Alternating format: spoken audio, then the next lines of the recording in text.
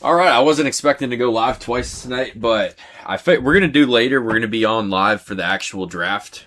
So I realized we don't have film of every single guy that's gonna go get drafted tonight. So I'm like, why don't we spend some time right now, get some of their film picked out? We'll watch the full games. We'll pick out some clips for later tonight, so that way we're a bit more prepared when the draft happens. So that's what we're doing right now.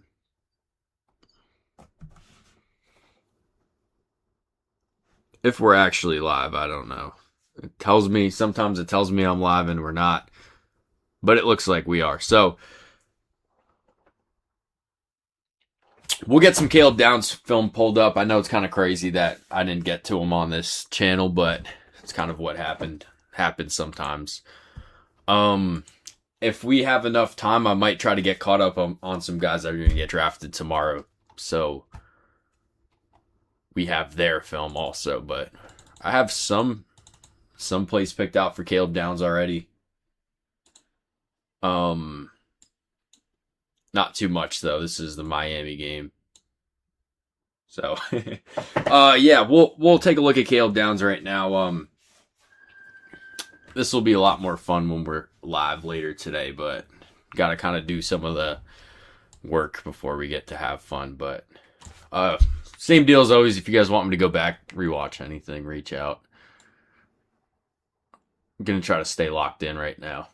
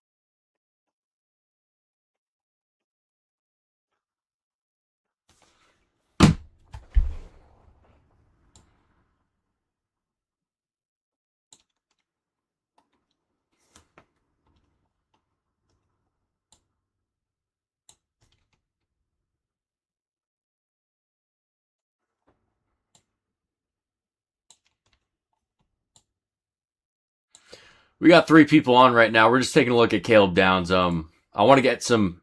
I basically have film of every single person that's going to get drafted tonight. Just want to make sure that I pick out some plays so when the draft happens, we can talk about some of these guys later. What's up, Xavier? We'll be back live. We have 2 people on, and I've kind of explained what we're doing here, but we're going to have another person on. I'm going to have another person on live later tonight to kind of talk about the draft picks as they happen. I have film for about 80% of the first rounders that are going to get drafted. So, just like the actual NFL draft, how they pull up the film and they talk about the guy. We'll have that for 80% of the guys. I'm trying to fill out that last 20%. So we're doing that for Caleb Downs right now. Try to keep this about first rounders today, but if we get a lot done, we can kind of move on to some other guys. So we're better prepared for tomorrow. I'd say I probably have 50% of the second rounders, but that's just a complete guess.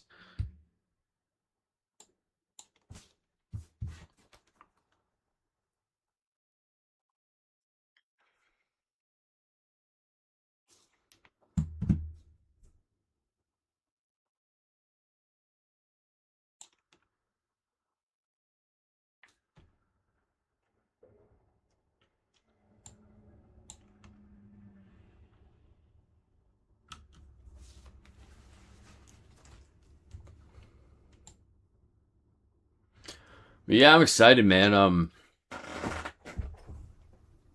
It's a lot of build up.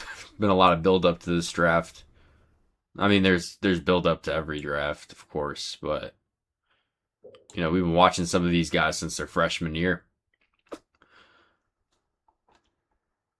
on this channel. And next year, when Jeremiah Smith's drafted, that was kind of the first recruiting class that we really talked about on this channel. So there'll be some guys that we've been talking about since high school.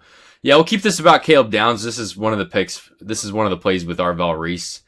One of the plays that you can kind of tell he's still getting better in pass coverage because like to draw a positive out of this, you could see how athletic of a freak he is. So he's strong enough to play on the line of scrimmage, obviously. And then you got a guy that just bites this hard on the run, and then watch him just get on his horse and get underneath this. But then he stops right here. I've seen this play a lot. He would have got underneath this right here if he would have just stayed on his horse. He's got to realize like he doesn't have time to kind of sit and settle. But that's a tough thing that he's asked to do at Ohio State, playing both on the line of scrimmage and getting into pass drops.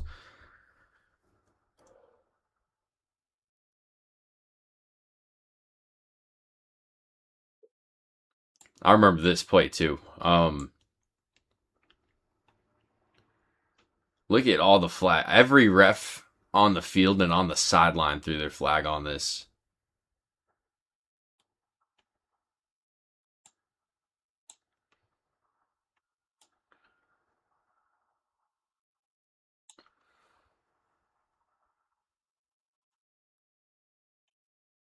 Crazy thing though is like years ago, this is a clean hit. And by years, I mean like 20 years ago. Not anymore, but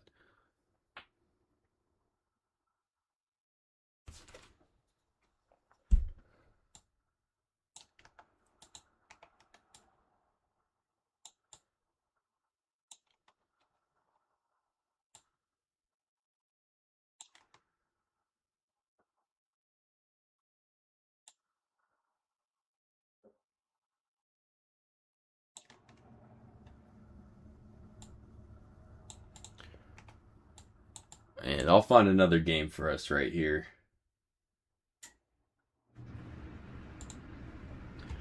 But yeah, we got two people on. Whatever you guys want to talk about, like I can multitask, talk about the draft wall, picking out some plays here. Just got to get caught up on Caleb Downs. I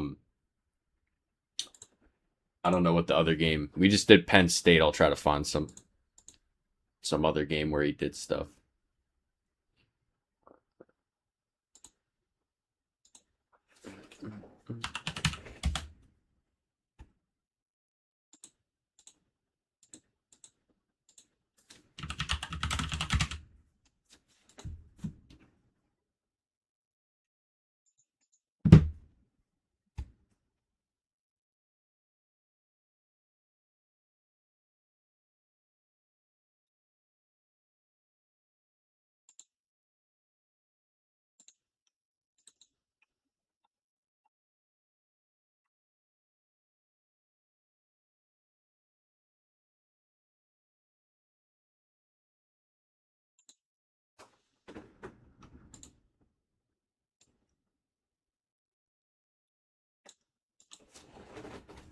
Watch the UCLA game. That was his highest recorded game according to PFF. So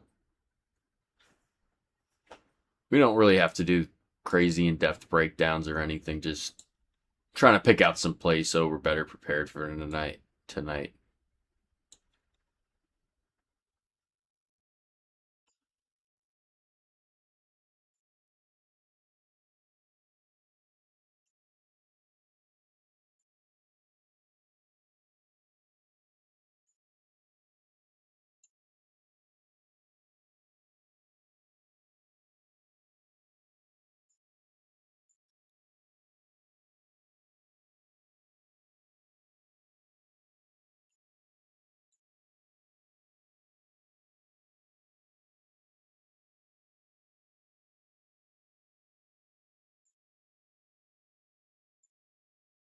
We got two people on here. We're just watching Caleb Downs. If you want to talk about anything draft related, though, just trying to get some plays picked out for him tonight so we can talk about him when he gets drafted. Seems like Saints and the Giants are the two places I keep seeing him drafted, mock drafted.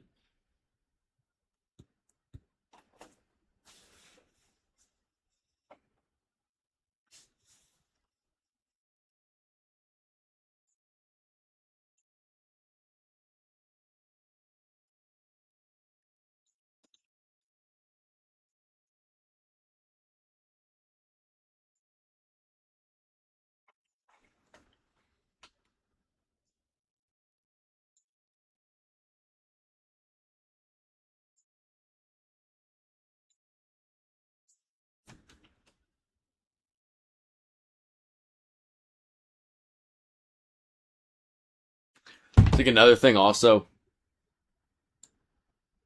about tonight, I'm gonna have to be on Twitter the entire time. Like, I'm not watching the actual. I'm gonna have the other one pulled up, like the ESPN broadcast, but they're kind of late on TV. We're gonna be ahead. Like, all the actual picks get leaked, and we're gonna be ahead on them.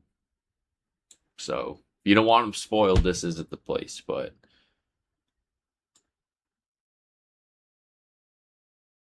dude, watching these, like, I love we watched Blake Miller yesterday, right tackle Clemson. It's just so easy because every single play they're in the same place. Like, when you start watching some of these defensive backs like Caleb Downs,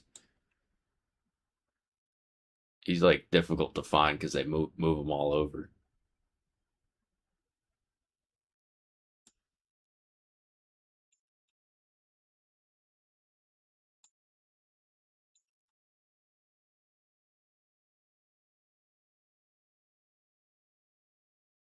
Like, same deal with Arvell Reese, but he's just so freaking big that it's not that hard to see where he's at.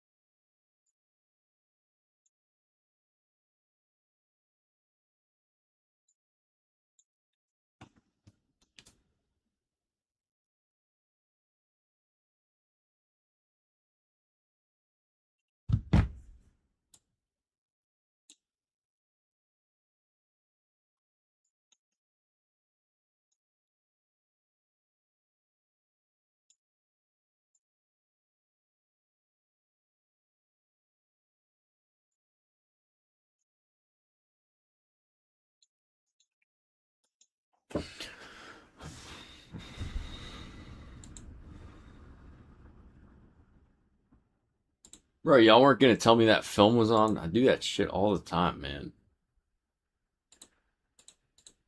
Wow.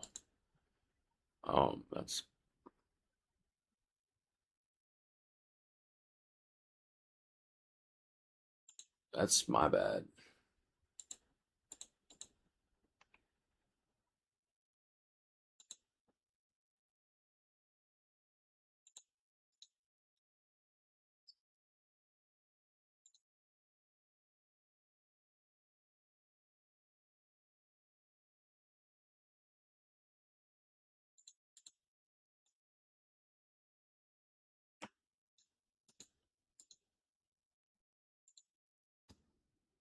We got 4 people on right now. We're watching Caleb Downs, trying to get caught up on some of the first round picks. I think I have about 80% of their film up, so I'm not really trying to do a breakdown right now.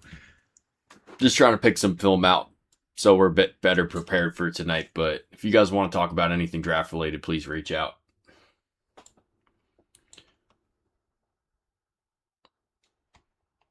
Or if you want to make a comment on Caleb Downs or whatever. Obviously, there's like on the screen right now, there's probably like 5 NFL players that are in this draft, so you guys can watch whoever you want. But Arvell Reese, Caden Curry, Ignabison, Sonny Styles, Caden McDonald. Sure, I'm missing somebody, and Caleb Downs, of course.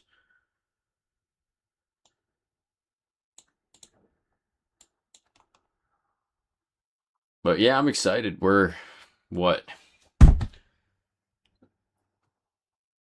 Almost 6 hours away. I'm not gonna lie, day one's not as exciting to me. I think day two of the draft's the most fun. It's because there's a lot more picks, I guess. And it also just moves so slow in the first round. It is fun, though. It's definitely dramatic. There's just no real drama in the top. I guess there is some in the top 5, but like not really.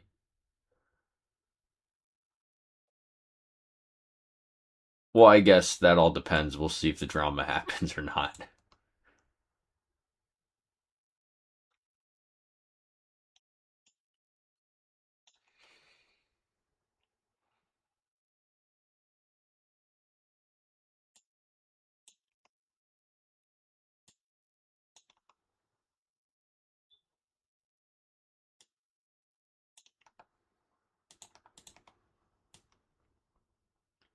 But yeah, all season it was crazy to just see the amount of NFL players on this Ohio State defense.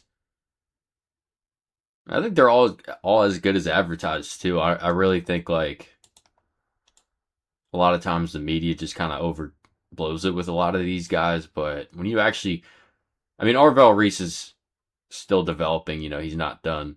Sonny Styles, though, man, that's one of my favorite players in this class.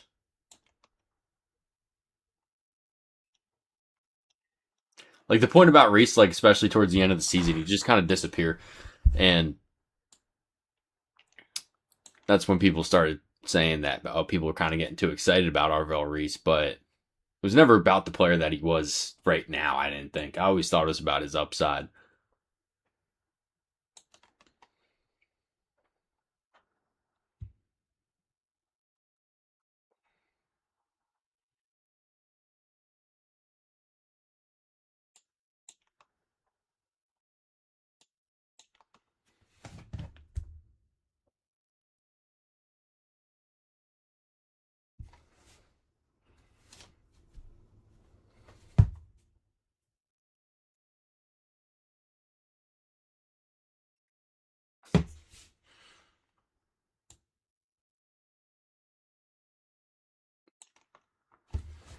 Yeah, anything draft related you guys want to talk about? Be here until about 5. Take a little break then, and then I'll be back on at 6. We're not going to be watching the full games at 6 though. We're gonna just try to get fired up for the actual draft.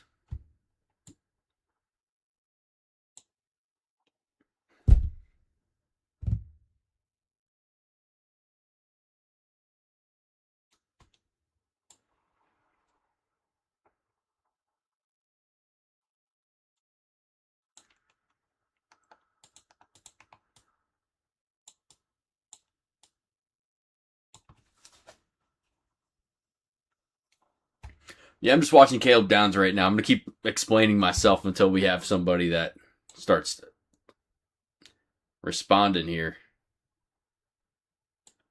But I'm trying to get some film picked out for tonight just to make sure we're best prepared.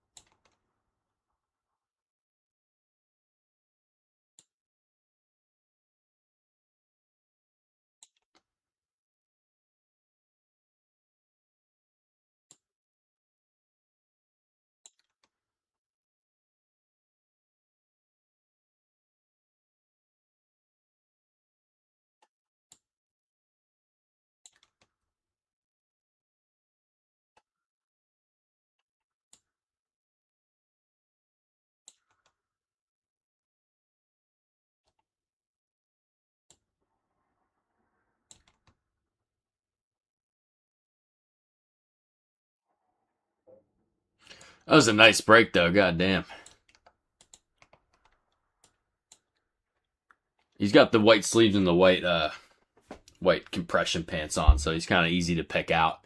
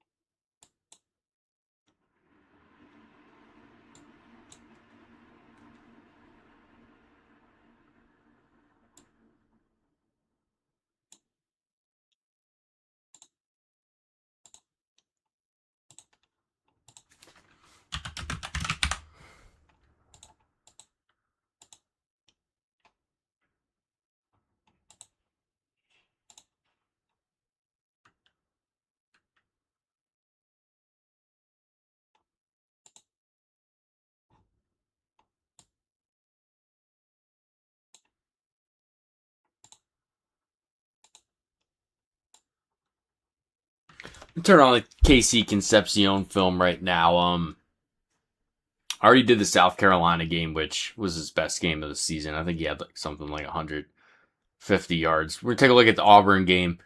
I don't know if he goes today. You know, I think there's a chance the way people talk about him. Personally, I don't see it. I don't think first round like really screams out to me.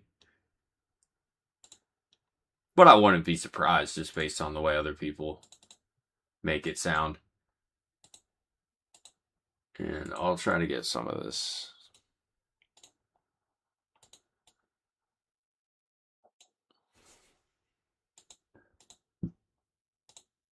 This right here is the work they don't tell you about. You guys see me watching the film and stuff, but you don't realize how annoying it is to have to actually circle these dudes. Just half the time it's this. Just fucking putting little circles around guys. It definitely helps though, because I see other people that have draft YouTube channels and I can't really follow what's going on because they don't circle the dude. So it's like, you gotta take some time to do it. We got two people on taking a look at KC Concepcion right now. Just kind of have to do some of the dirty work before we get into the fun stuff. Dirty work. Putting circles around guys. Watching the football is fun. Sometimes you got to do some of the actual things that you don't really like doing. My take on Concepcion, like without like really watching enough of him, like second rounder. I'm gonna take a look at the actual stats though.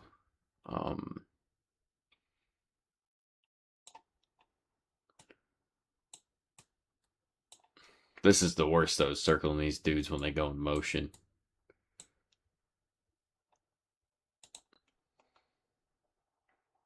And you gotta make the circle follow them.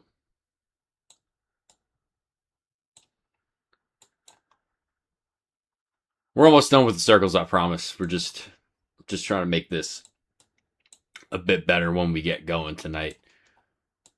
And we'll have fun tonight. We won't be doing the circle stuff, but we're going to take a look at KC Concepcion right now. I don't know if he goes tonight. I'd say probably not. Well, I don't know if I'd say probably not. Seems like him and Omar Cooper are two guys that could very well be first rounders. We are going to watch the Auburn game, which was the second best game of the season statistically after that South Carolina game that I just circled him. Just kind of pulling up some of his stats. 6 foot 196. This is what I really get worried about. Not so much the 6 foot, not so much the 196.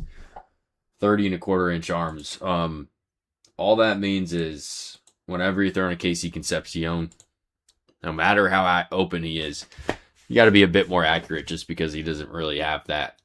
You don't get a big margin of error when you're throwing at him, which is not in his control, of course, but you got to remember we're drafting guys over other guys. There's other guys out there that you don't have to be as accurate to. It's not one of those guys.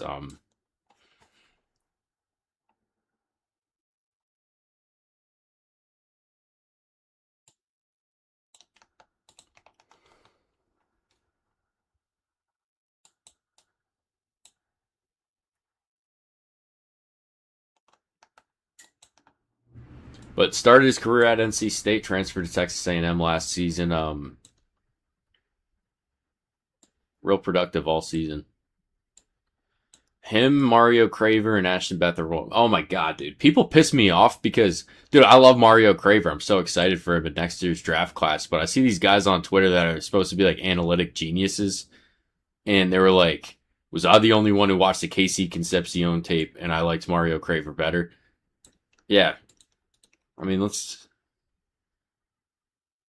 they're just being negative to him when I think he's pretty damn good. Both of them.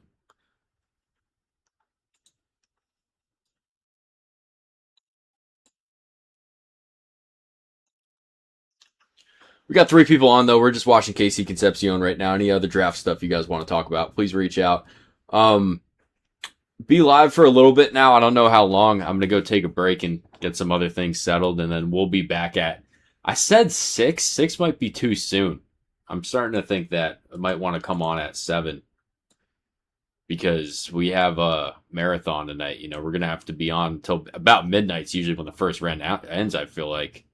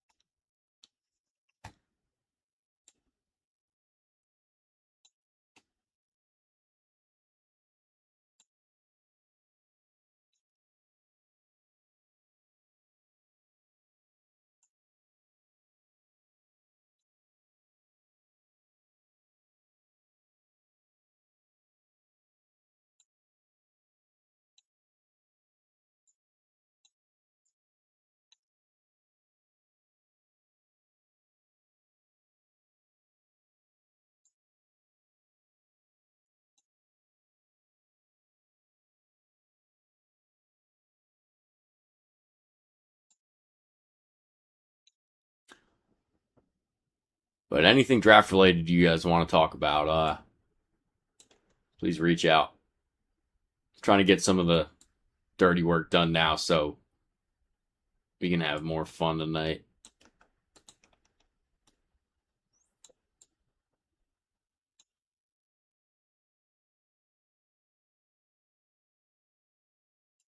There's another thing with him being smaller, like,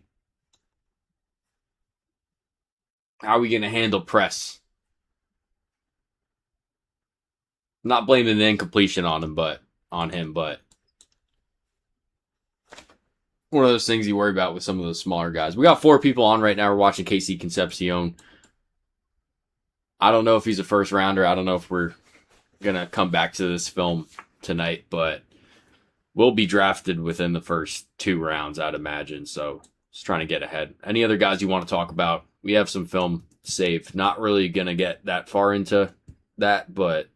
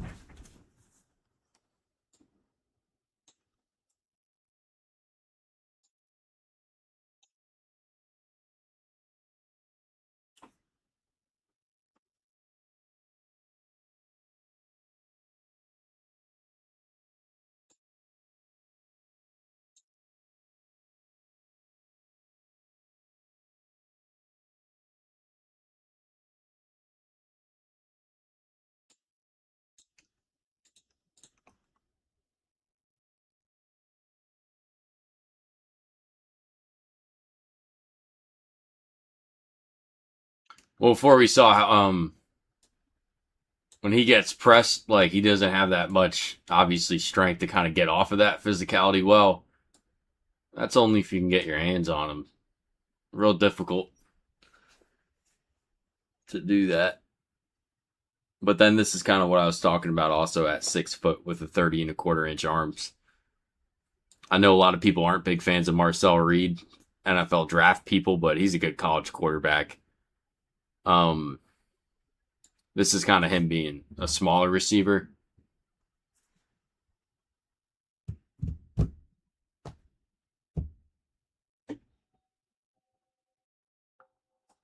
You know, I think a 6'2", 6'3" receiver brings that in. Nah, tough throw. That was a tough one, but you just don't get that big of a margin of error with him. That would have been a tough one to bring in, but point remains. We got 3 people on right now. We're watching Casey Concepcion. Any other draft guys you want to talk about? Any other draft things you want to talk about? You want to talk about the whole Mike Vrabel situation, which I don't know that much about, but I thought it was a pretty funny piece of news today. And he won't be at the third day of the draft because he's going to be in therapy, which is that like the only days therapists can meet? That doesn't really make that much sense to me.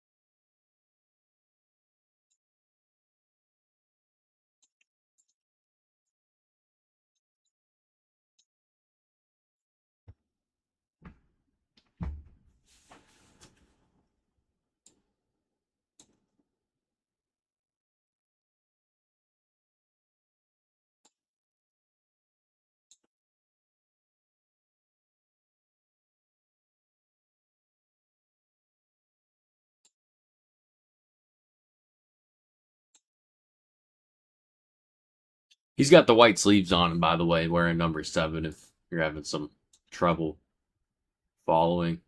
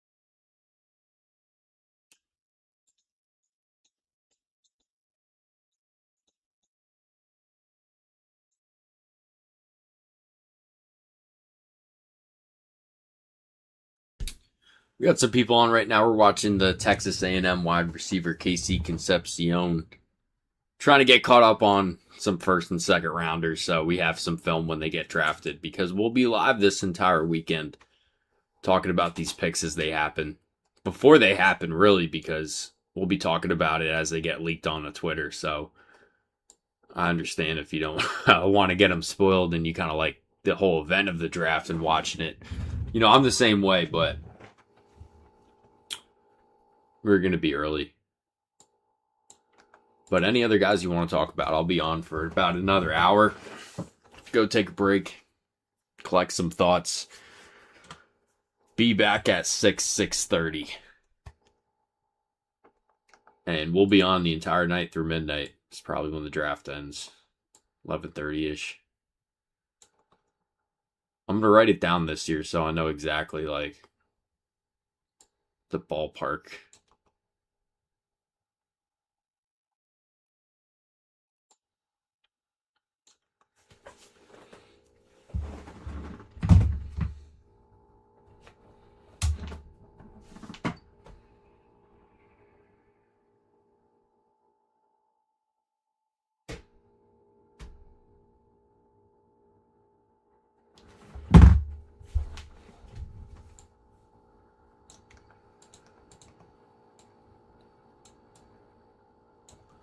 If you have any other first or second rounders you guys want to talk about when we're done with Concepcion, just trying to get a couple. I want about a minute of film so when the guy's drafted, we can talk about something.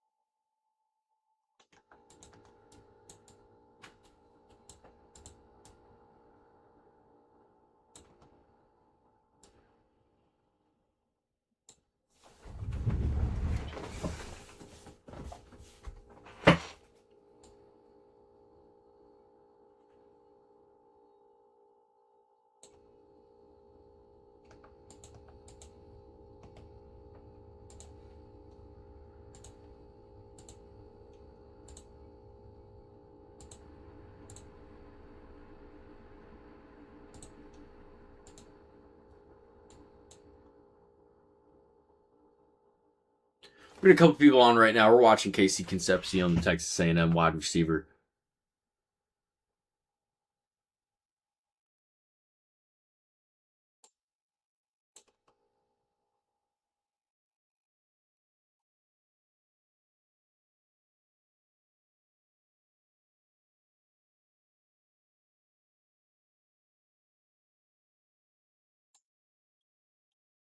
You guys got anybody else you want to talk about? We're almost done, so I don't care. I could watch the film and talk about whatever the hell you guys want.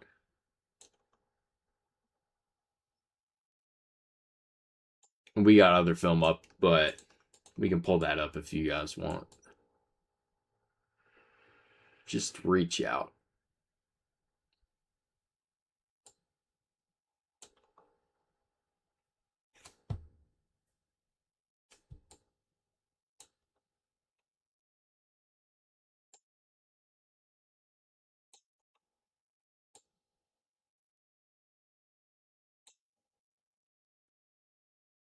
My guy, too, Papa, where you been, man? I haven't seen you. Yeah, I'm excited. How are you feeling? It's been a long journey.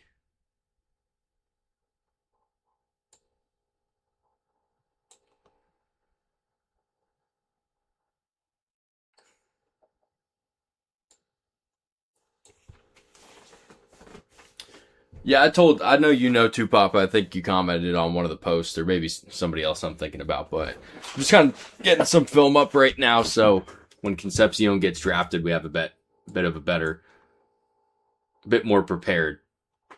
And then, I'll be back on tonight at like 6:30. And we'll be talking about the draft as it happens and all that. See ya.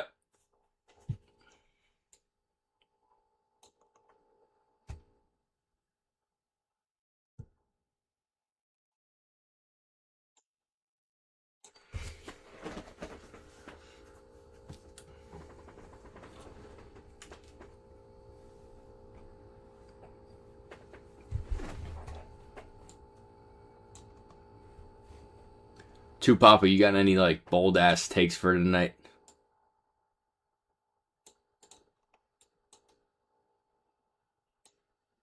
Or any of you guys got any bold ass predictions?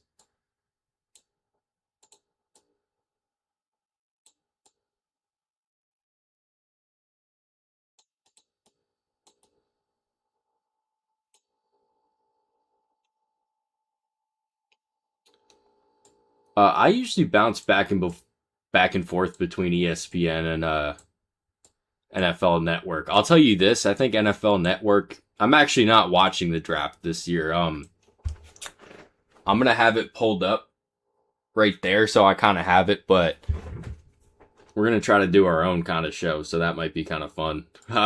We'll see how that goes. It might not be great, but I'm gonna have a friend on here to talk about like the actual NFL teams, and then obviously like I'll kind of focus on the actual players. But I have to like update the website and everything. But I'll have the game. Anyways, to answer your question, I think if you already know who the players are and you want to kind of hear a bit more about the like the NFL analyst takes. Like I know Mel Kiper's on ESPN, but they just kind of focus on like the backgrounds of the players. Like, you know, they make the jokes all the time about how the ESPN broadcasts like, you know, bring up like the really sad backgrounds of some of these players, and that's kind of all they talk about. It's I think NFL Network does a better job of like balancing that kind of stuff. So usually like when I do watch it, I'll kind of bounce between them, but usually NFL Network. Yeah, Vega at 10, definitely not what is getting mocked right now. I think, you know, talent wise, he's good enough to go that early.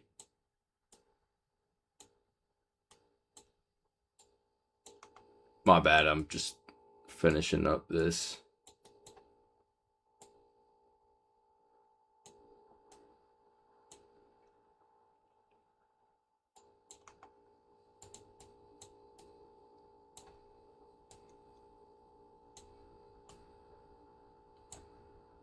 Anyway, that's what I'm doing right now is getting some of these guys we don't have enough film on. I'm trying to get their film done. So when we go live and they get drafted, we have something to talk about. That's what this is. And yeah, watching football is fun, you know. Sometimes you got to do the dirty work and put the circles on. If you guys ever work in a actual football office, this is like what 90% of the job is circling guys.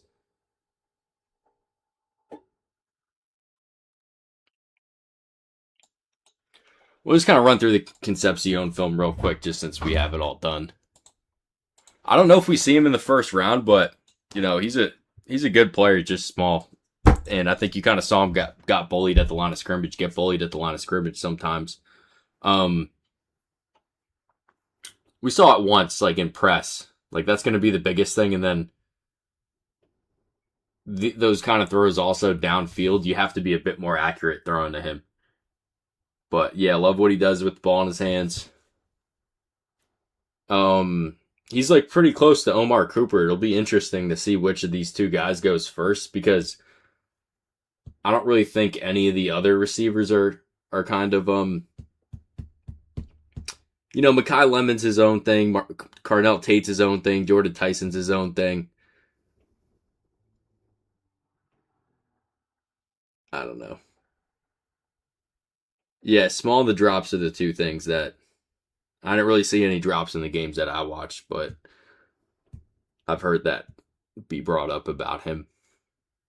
So what are you thinking, Tupapa? Are we talking first or second or third round? I think the expectation is like round 1.5. You know, could go in the first round, could go in the second round, but haven't seen too much outside of that.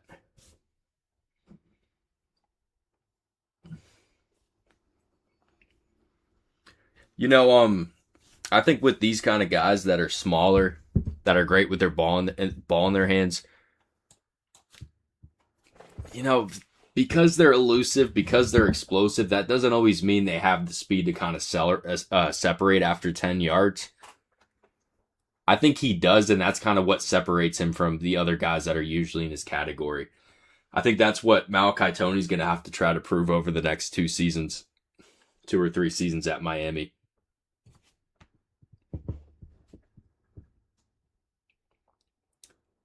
Now, that guy, Tony's just so explosive and so elusive. Might not matter as much, but I'm just telling you what you're going to hear about him. Not saying it myself, but I've seen people just what it always is, I feel like. Yeah, it's like the speed after, you know, after the 10 yards. Not just the long speed, you know, that's important, but to really separate. There's some guys that separate, they just can't stay separated. But I think we would have liked Concepcion's 40 time if we had it, but he didn't run. Let's pull up Awane since you brought Awane up, and I have film on him.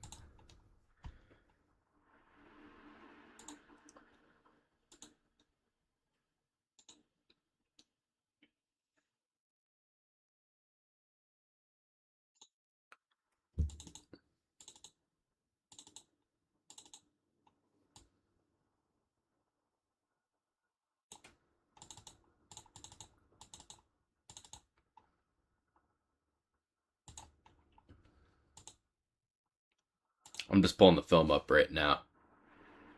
Uh, you're saying the Bills at, I forget what pick they have.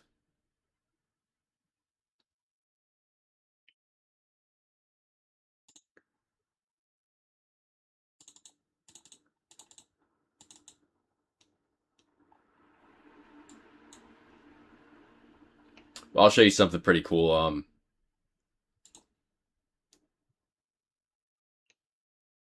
Yeah. So my one friend that he's like a Giants fan, but if you live in New York, like we do in that area,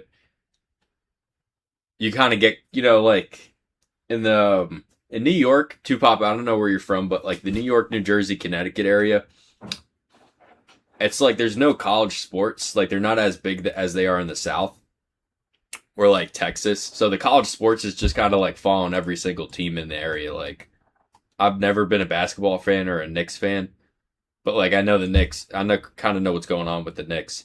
Um. Anyways, the point about the Jets pick, is it that the Jets are being quiet, or is it that they still don't know who they're taking? Which, given their history, that could be a possibility that they're still not decided. Which, like, is fine. Um, I'll just kind of pull up the mock draft of how I think things are going to go, and I don't really have any idea outside of the top seven. And also, like, this is very like chalk. This, yeah, I knew you were from California too, Pop. I knew that. Um, I don't know if it's similar out there, but anyways, so I got Mendoza first. No surprise there. I do think the Jets take David Bailey, and that's kind of what I thought from the beginning. My reasoning, not necessarily because David Bailey's better than Arvell Reese, just because I think that it's harder to mess David Bailey up, and I think the Jets would mess Arvell Reese up. Like, I've got no doubt about Arvell Reese's upside in the right team, in the right system. I think a lot of things would have to go right for the Jets to make it work, and I don't know that they have the track record of doing that. But yeah, I think David Bailey's going to be the second overall pick tonight, and I think in most drafts it's not a great pick. Like I think I would kind of have him in that. I don't even know if he's necessarily worth the top 10 pick. Just because you're not getting anything against the run, man. I understand how important it is against the pass, but you just take a look at David Bailey. Um, at 6'4", 250. I just don't think you're going to ever get much against the run. I don't think you're getting it day one. I don't think you'll get it in a couple years. So it's just kind of like, are we drafting a rotational guy second overall? That's just kind of my concern. But if he's the best guy available, in your opinion, then the fuck are you going to do about it? If I was them, I'd draft Sonny Styles, though. Like, the thing is, like, yeah, positional value is important, but I don't know. I don't think David Bailey's a bad second overall pick, but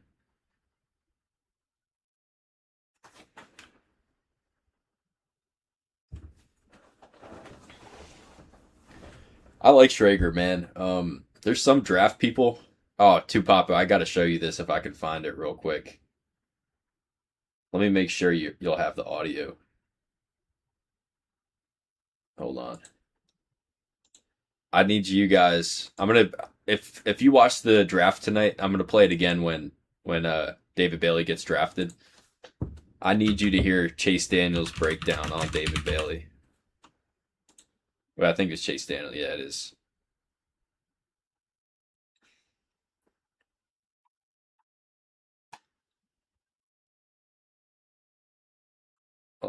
I don't know if he deleted it. This is what I'm saying. Yeah, I found it. It's kind of amazing to me sometimes how former NFL players, guys that no doubt know what they're talking about. I'm not saying that he does, but you just kind of hear him talk about the draft.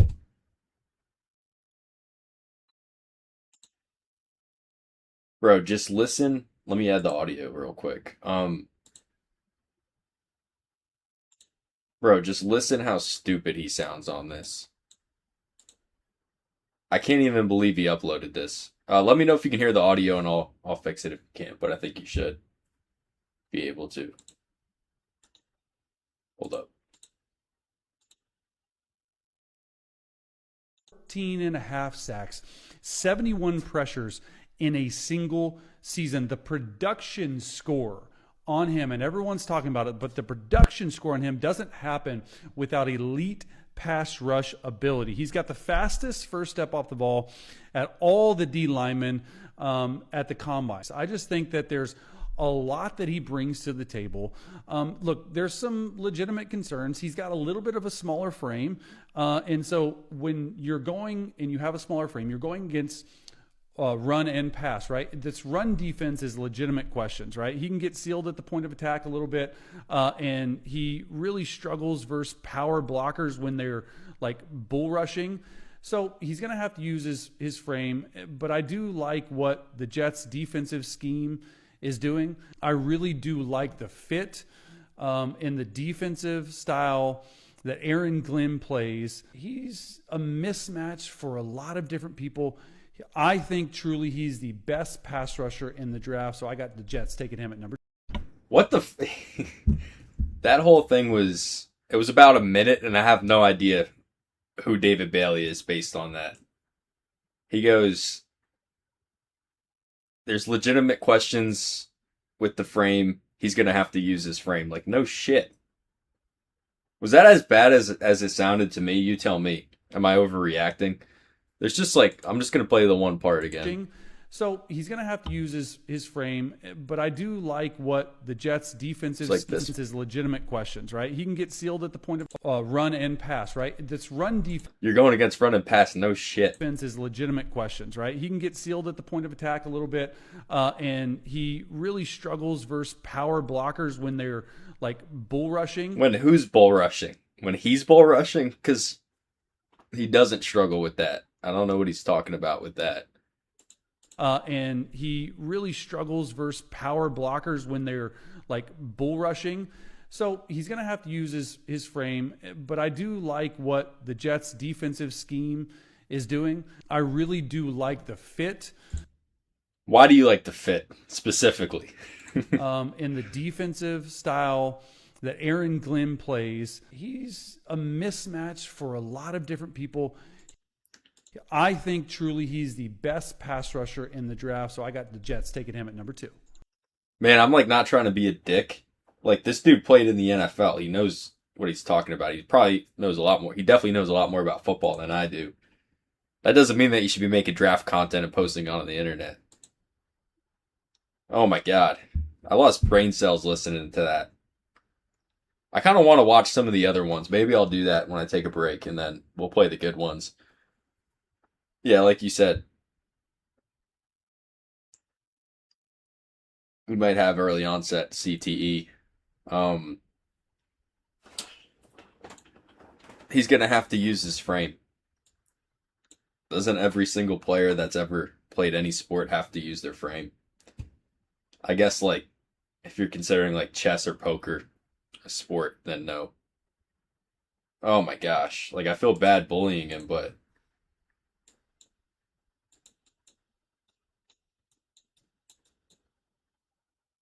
all right. Let me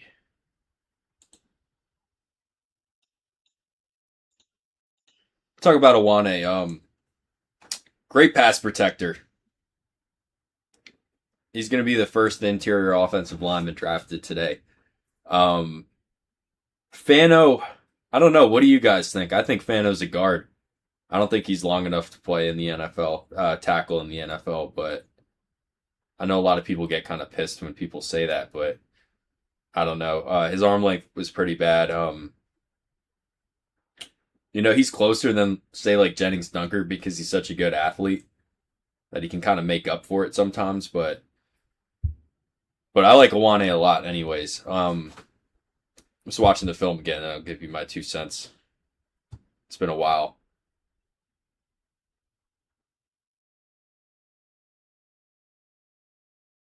But yeah, I remember just being blown away how good he was in pass protection. Great hands, great lower body. I want to see the run blocking clips. Look at this shit right here, man. This is good stuff. Look at how patient this is. Because the reason I like get all excited is because we see so many offensive linemen that when there's nothing happening right here like this, in their head that tells them something has to happen, right? I'm playing football. I have to be violent. I have to punch number 99 right now.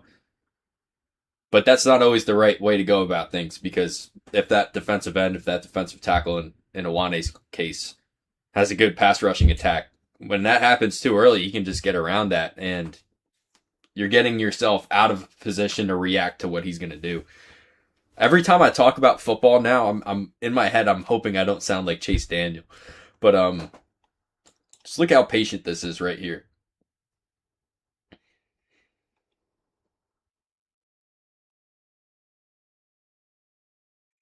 This is all lower body work. Look at how beautiful this is.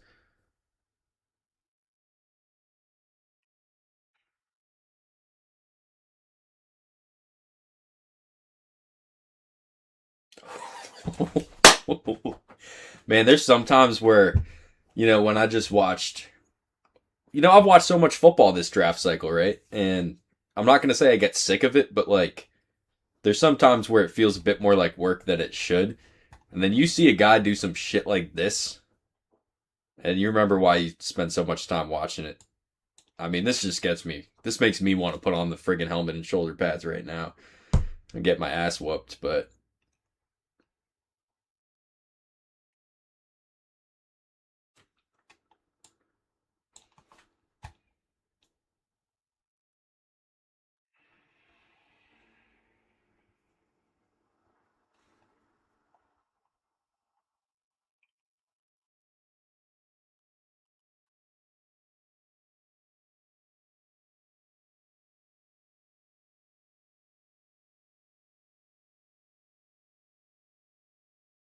this was funny too. I remember this.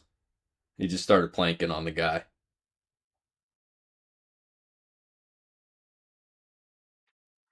Oh yeah, this is kind of what it was with him as a run blocker. He's a great athlete in that first like yard and a half, and for an offensive lineman, this is kind of nitpicking, but it depends on the offense that you run. But if you're asking these guards to get on the perimeter, and I trust them to kick out, but when you kind of try to get him to be a lead blocker right here, that's a lot of ground you're asking your 320-pound offensive lineman to cover. You just kind of see the athleticism be not great after the first 2 yards. So it's like, yeah, he's limited if you're trying to get him on the perimeter in the screen game. If you're trying to get him to lead block like we just saw. Yo, this was nuts though, because I don't know if you watched my Awane video. Emmanuel Pregnon, the Oregon guard that played at USC for some time. Awane Pregnon really struggles with this. Like, Pregnon's a better athlete than Awane, but I don't think Pregnon makes this block because this is a tough thing for an offensive lineman also. Like, they're not doing that many pursuit drills. Well, I don't know. I've never been in a college offensive line regimen or whatever. Anyway, but linebackers, they do this all the time. When you're chasing down a ball carrier and how you take an angle to the linebacker, the safety, or if you're a linebacker, the ball carrier. For an offensive lineman, it doesn't happen as much, that's for sure. Pregnon is a better athlete than Awane, but I don't think he makes this block because he tries to attack number 0 like this. And if you do that, obviously number 0 is going this way. You're going to end up here. Number 0 is going to be up here. But just watch how Awane, like without the same level of athleticism, we just really saw him like really struggle to get on the perimeter before. He's not a great athlete after the first 2 yards, but he kind of can make up for that in these situations because he does such a good job of just flattening that out. Like he just has a great feel. Not for number 0, number 8. My bad.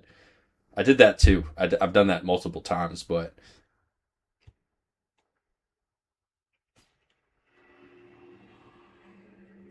see him did it again. Same thing. Pregnon, in my opinion, better athlete than Awane, but doesn't make these blocks.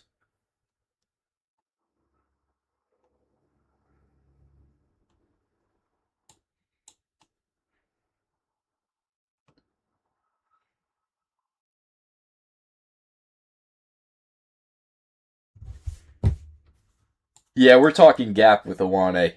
Also because of this, like this kind of agility. Now Awane did a great job in these situations where there's a lot of space between him, and he has the room to take an angle. But I think if we were talking about Awane like being right here right now, it's kind of that short area quickness that we talk about all the time. Like you said, that's probably why we're talking gap with Awane. And not a zone. Definitely not zone, I wouldn't think. And this is kind of that short area quickness and pass protection. Now, I don't know. I forget how many sacks he let up throughout his career, but it was not a lot. I wouldn't just ignore that last clip. We don't have to talk about that.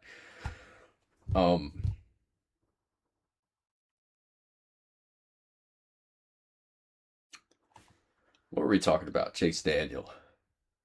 I want to watch some of his other TikToks, but I'll do that later.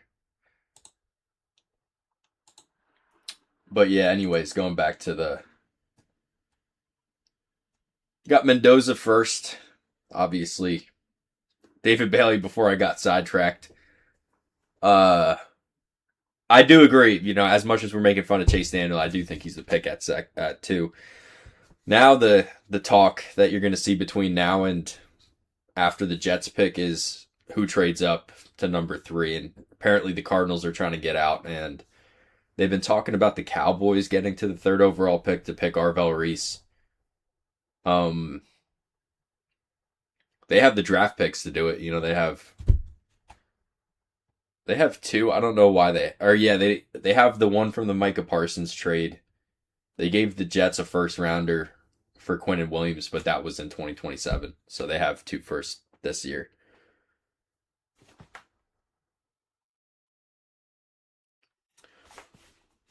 Yeah, we could pull up Fano right now since we're talking about both of them. I'm glad you kind of agree he's an interior offensive lineman because there's some people that take it so personal. Like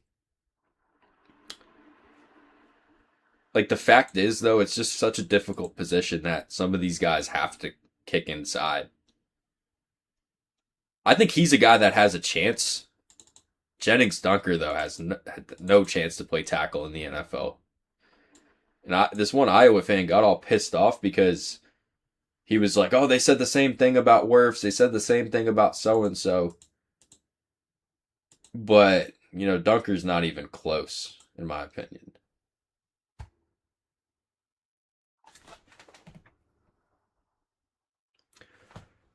No, I haven't heard anything about Jeremiah Love being the target at 3. We'll do Fano in just a second. Just talking through this real quick. Did you see that? Because I haven't seen that.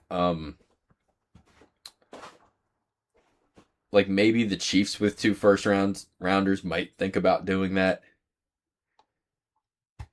I've heard Arvell Reese, and I've heard multiple teams like the Cowboys are the one team. I don't even really follow the NFL, but I know they need an inside linebacker.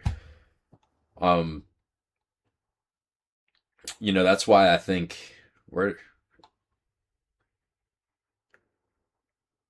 I gave him Jacob Rodriguez at 12, which sounds crazy, but I don't actually think that happens. Because they could probably still get either him or Anthony Hill at 20. But if that's such a big need, you just kind of have to take him first and not play those stupid games. Oh, so you're saying the Titans? Well, the Titans would only trade up to 3 to take Jeremiah Love if they think A, the Cardinals are going to take him, or B, some other team would try to jump them for Jeremiah Love. So that would mean there's some other team trying to trade up to take Jeremiah Love, unless it's the Cardinals. But if they want to take Jeremiah Love, they're not going to trade that pick. Just taking a look at the roster, I don't know, man. Like, I'm sure they have bigger holes than running back. That's for sure. I like Trey Benson, so take what I say with a grain of salt. But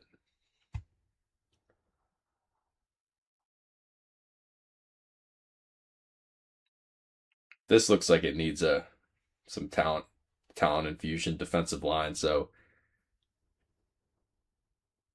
I don't know if the Cardinals take Arvell Reese or if they take Jeremiah Love. I think that would be kind of crazy. But some other team might try to jump the Titans, so then it would make sense for the Titans to try to trade there.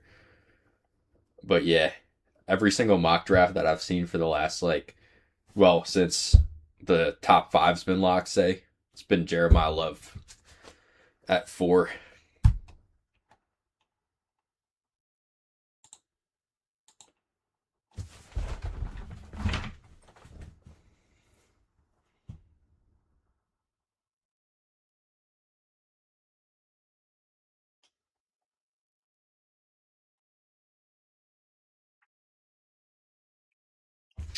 All right, yeah, we'll do a Fano right now, real quick, since we have the film.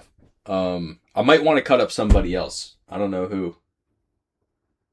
Anyways, so 6'6", 310. I did this before the combine. Let's see how true that actually is. I forget what he was official.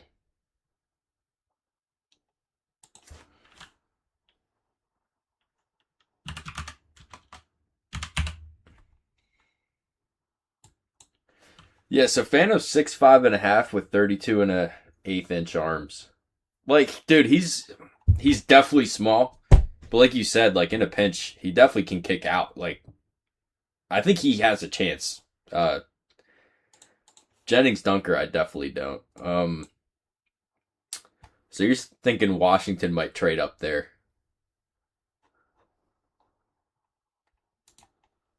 for Jeremiah Love. Dude, I'm just not a big fan of taking running back in the first round unless I definitely don't think you got to trade up for one. I did. I don't know. I mean, if they think he can push him over the top, sure, do it. But I guess we'll see. Yeah, so you're thinking that Washington tries to trade up to 3 for Jeremiah Love, and that makes the Titans want to trade up to 3 for Jeremiah Love.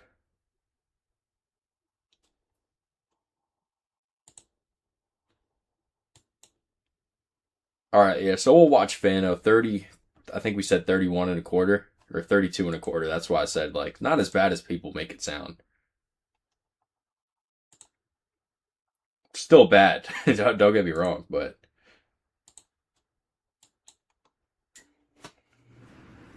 hear everybody talk about the lower body.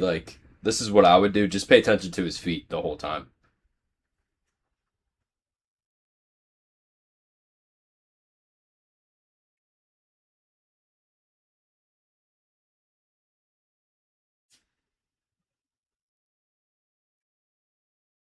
Look at that. Oh my god. We saw Wane just whoop somebody before on that screen. At the first level, he just kind of stuck his hand out there and the dude went got clotheslined. Oh, this was disgusting by Fano. Look at that. Just watch his lower body.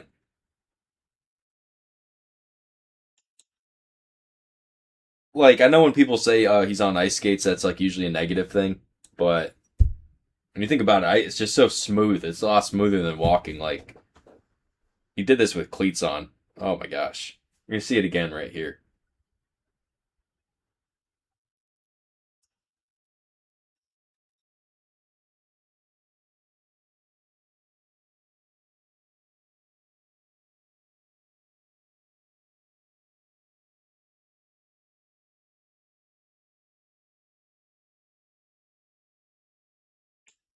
This play right here, I want you to wipe from your memory because I think he got lucky. I don't know who 56 is. I think 56 came in high and Fano got a pancake on his block on his highlight tape.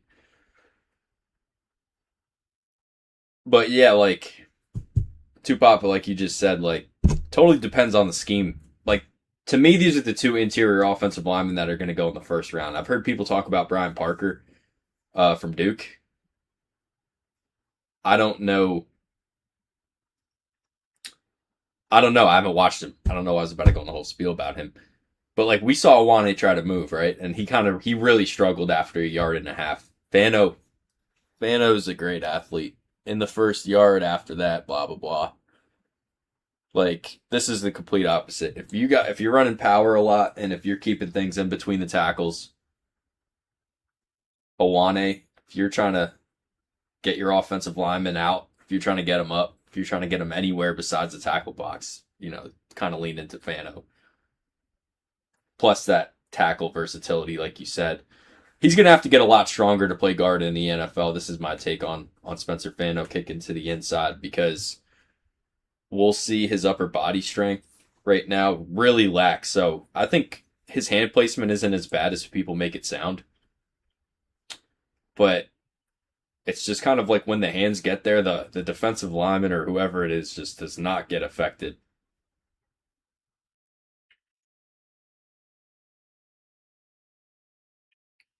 So he kind of struggles, like, he keeps himself in a great position. He just kind of struggles to really make it pay off. That's not why he's not a tackle. That's something he can get better at. He's not a tackle because of the arm length, in my opinion. But this is what I worry about him as a guard. He's got to get a lot stronger, I think.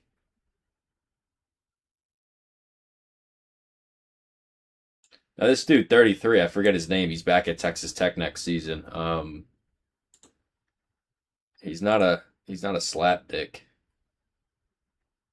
Hold up.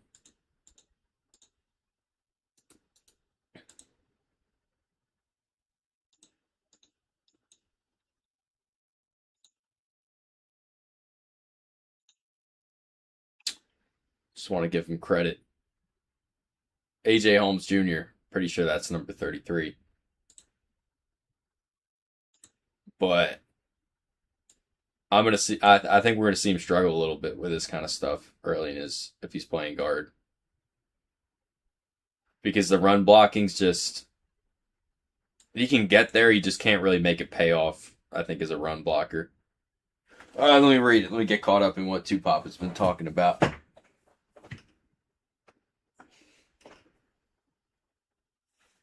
Yeah, I don't think Parker goes in the first either. I've just seen that's the only other interior guy people are talking about, right?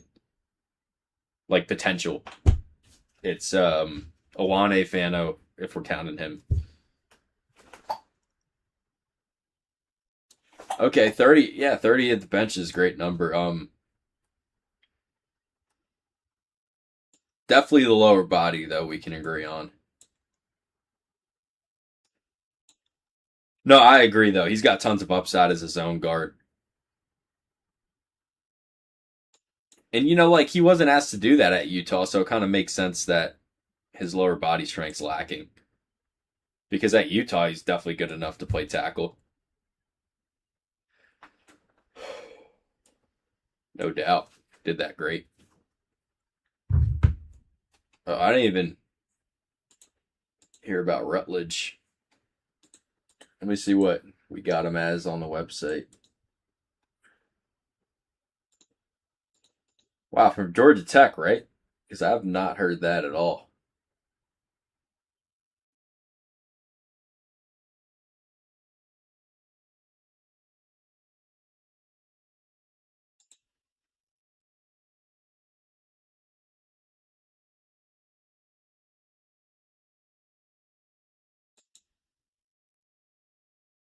I was just taking a look at him. He had a pretty good combine.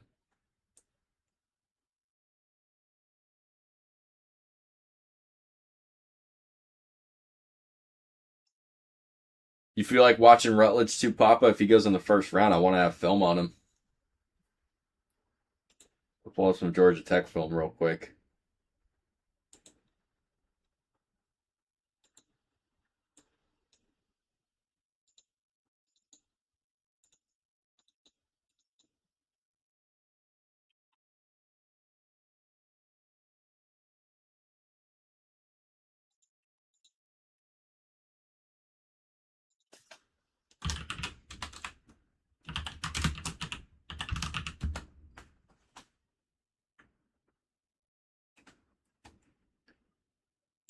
We'll do a game or two right here. Fuck.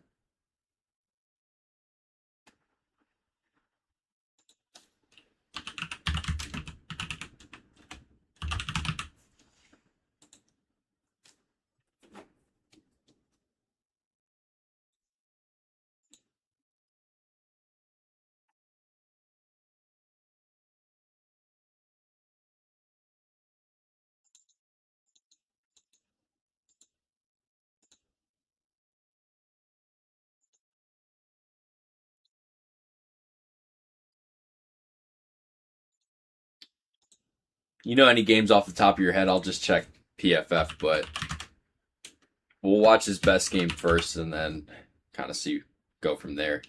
Maybe do two games, two or three. His best game of the season was against Temple. We're not going to watch the Temple game because they had one of the I don't know what game it was. Um I don't know which game it was, but watched Temple's defense last season. It was one of the worst units I think I've ever seen.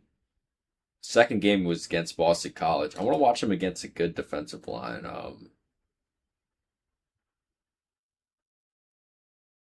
Hmm. We'll start with the Georgia game, which he graded all right, better in pass blocking that game, but high level of competition, which we always try to watch first.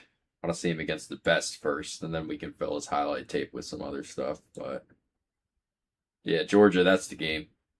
Tupapa, didn't you ask me to pick out better games? I agree. Let's watch him against Georgia.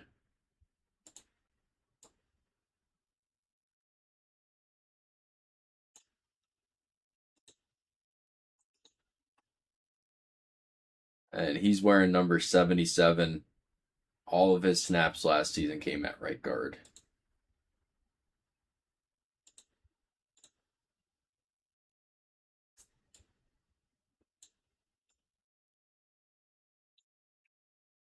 So, just a reminder, we're watching Keelan Rutledge right now, number 77, playing right guard for Georgia Tech.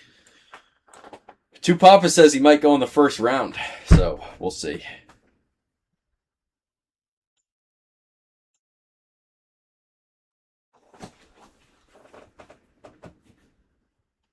He is big as shit.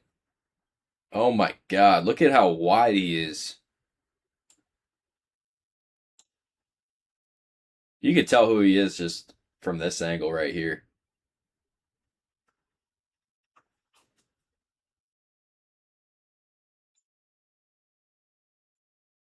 He's taken up like a gap and a half.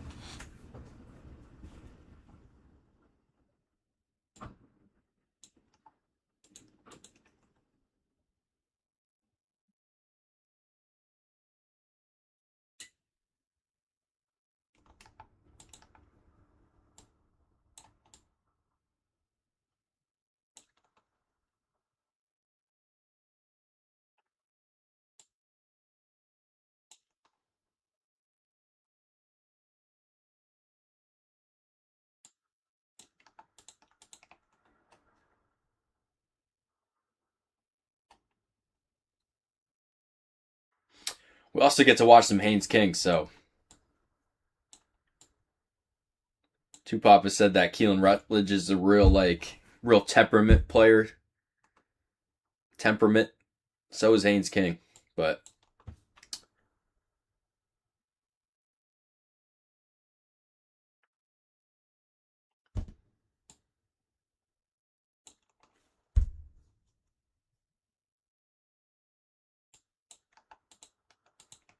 One play, right? Like, I'm not trying to oversell him or anything, but as big as he is, I think he can kind of move.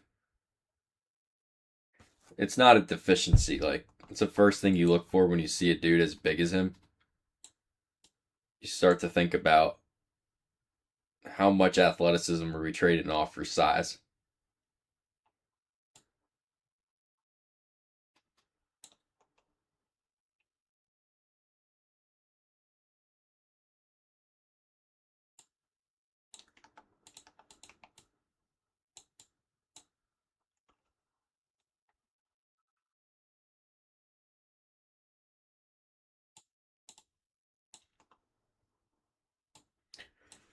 Now, this is the first time I've noticed it.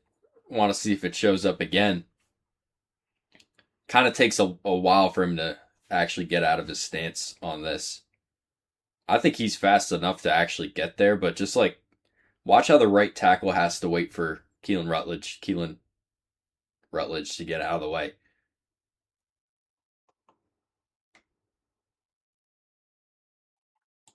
This ended up being an RPO like away from it, so it's not like a consequential play, but you kind of see that hitch right there. How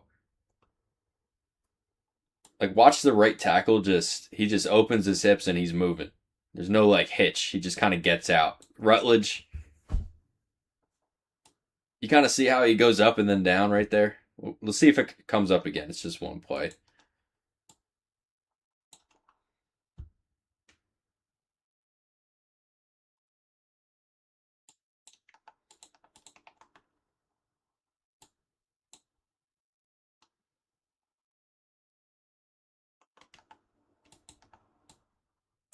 Could very well be a coaching thing, which is okay. Just want to make sure it's not like an athletic issue. That looked better. That was a better rep from him. Still,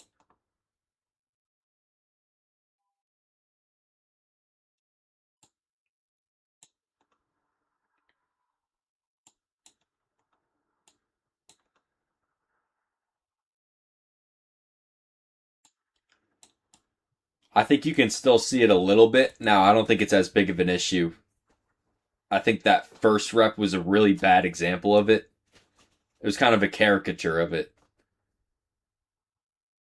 And like, yeah, like we're gonna like that's how it works. Is you trade off size for speed. That's just you can't get a guy that's both real big and real fast. And the guys that are, go early, Sonny Styles.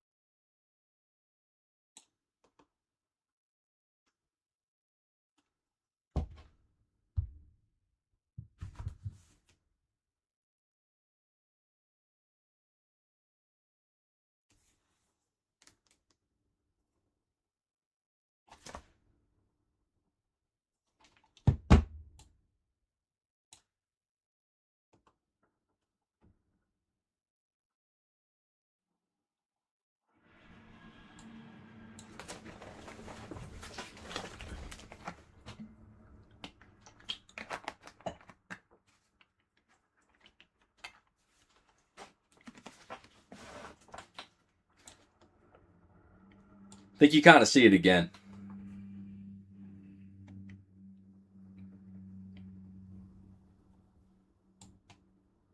Like the key thing though is, do we see him miss blocks because of it?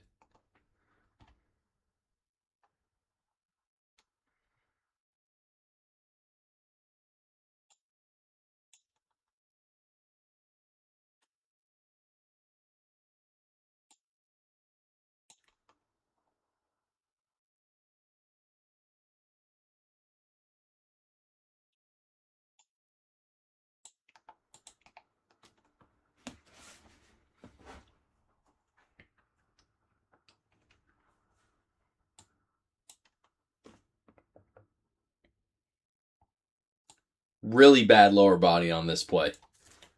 Saw this a lot with Monroe Freeling. Completely different player, different position, different player. But same issue, like just watch Keelan Rutledge's lower body.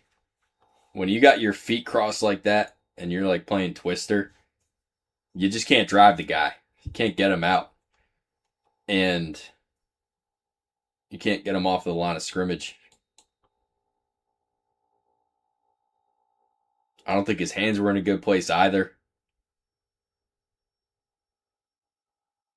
I think his hands coming in high and his hands coming in all over the place is why his lower body got all over the place on this one.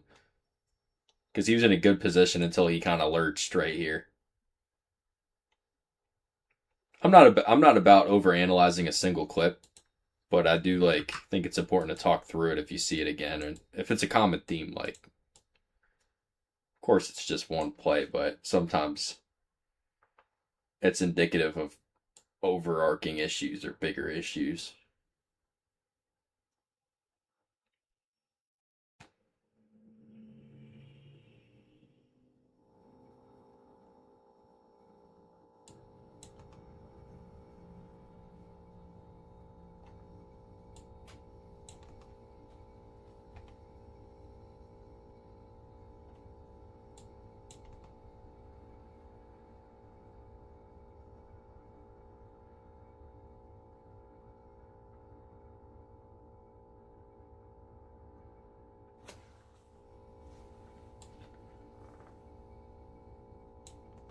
Yeah, I don't know. I don't have enough time to do a Keelan Rutledge breakdown, like an actual video.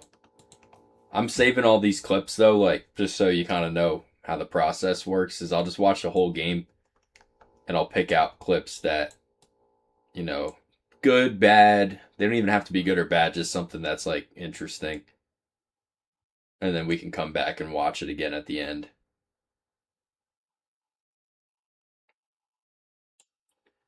But this was one of his lower rated games of the entire season. Want to start seeing some good things, but he's just so big, so I try not to have an actual opinion until about 3 games in. But it's tough to do in practice, but it's just the same stuff. He's just real slow getting out of his stance. And I think this is the first time we actually saw him miss a block because of it.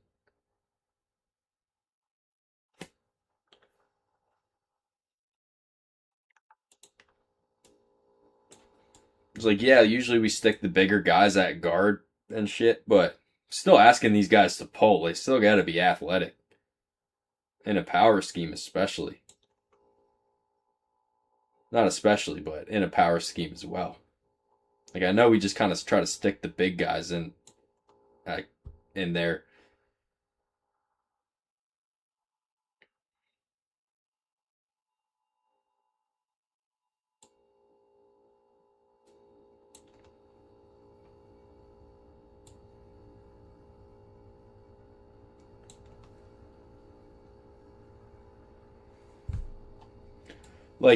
Here's the thing also, Tupapa. Like you said before, Peter Schrager's got 20. He hears that there's 20 guys with first round grades. So, we can give a guy a 3rd round grade and still expect him to go in the 1st round.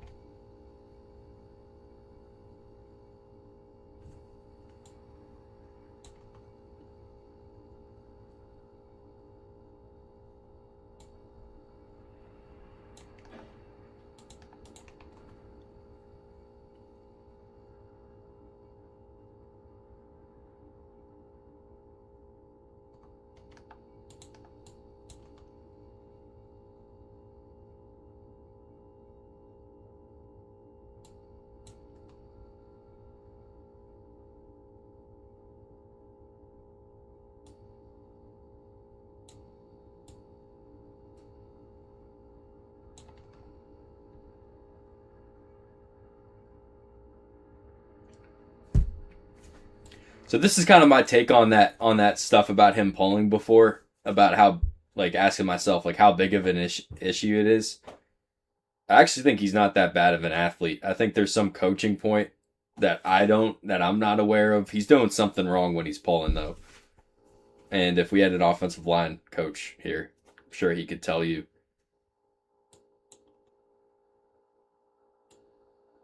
And I'm trying to work through it right here, but because like watch, like right once he gets into this area, he moves fine. Like he's moving fine there. It's just the start, which makes me think it's a coaching thing, but it might not be. And it's really it's like I'd say like the biggest thing when you're talking about quote unquote weaknesses is to ask yourself, is this something he can realistically get better at in the NFL?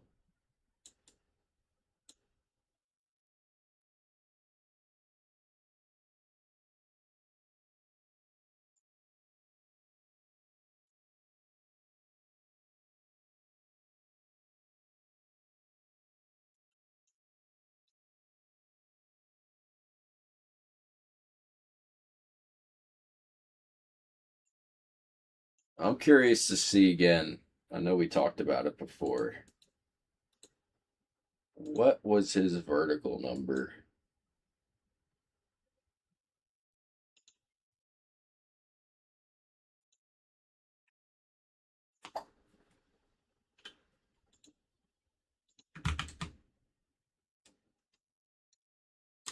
He jumped to 32 and a half, which is in the 88th percentile for offensive linemen. So it's a good number. Great number.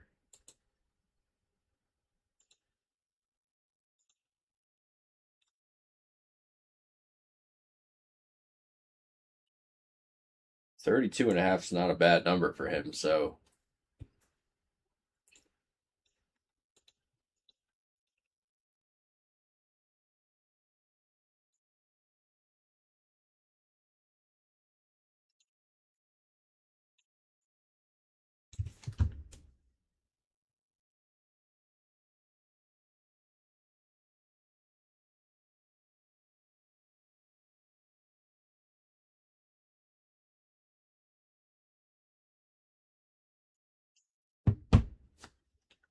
yeah, 33 and quarters, good number.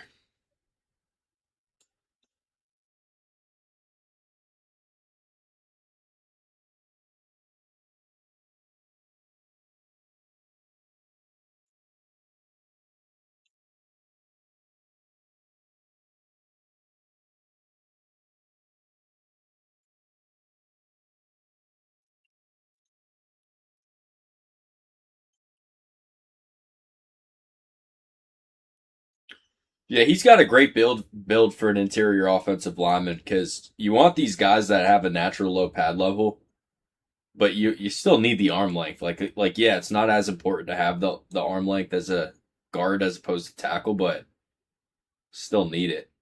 But when you got a guy that's 6'3" that can just kind of be low to the ground,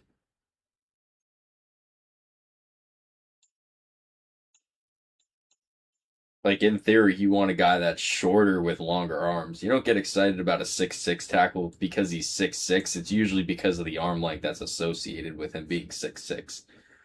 But like, I think he's really strong. I just don't think we've been able to see it in the Georgia game yet because his feet just kind of get all over the place. We haven't really seen him allow. He hasn't been able to show it off yet. But like when you see him just kind of come in like this, now this is a double team also. Let me rewatch this. But I think if you just watch before the tackle even comes in,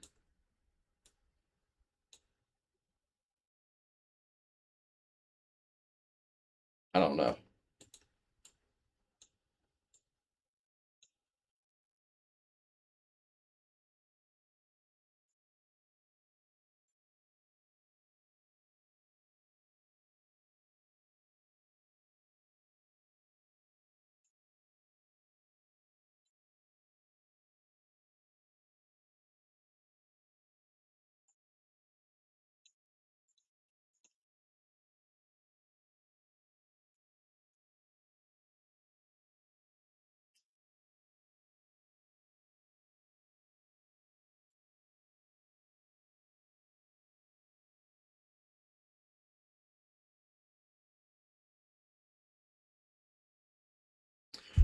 All right, that was the Georgia game. I want to watch him against someone else. I want to watch another game. It's definitely interesting, and I don't think we've seen him play his best football yet. I mean, that was one of his lower rated games of the season, about in the middle. Um, Now you take a PFF grade for what it is, but so I want to watch him against Boston College, which I know is a lower level of competition. Well, let's see him. Let's see him beat up the lower level of competition, and I think it's kind of difficult to overrate athleticism. So if we see him moving very well in this game, that well, he could move well against Georgia. He just had some trouble opening his hips. We'll see if that persists.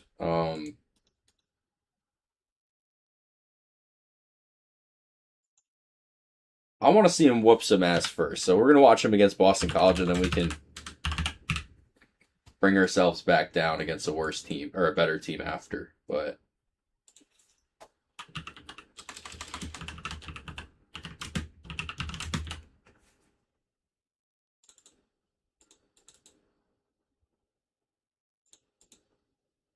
like, don't get me wrong, level of competition is definitely important, but there's some things that you can get out of watching him against whoever.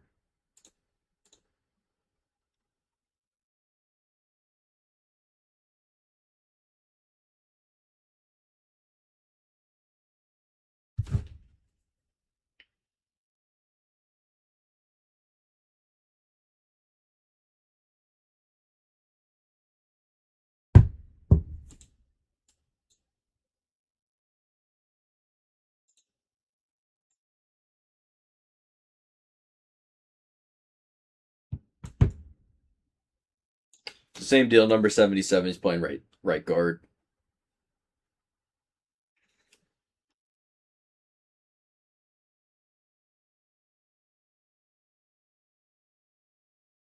Tupop is talking about he had a surgery because of an incident that he had.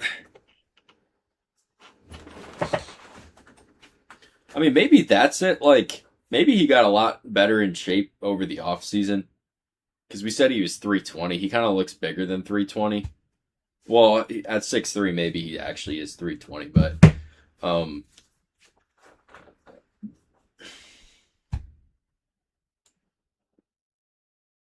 if you would have told me he jumped the 32.5-inch vertical after watching the games that we've watched, would not really believe you.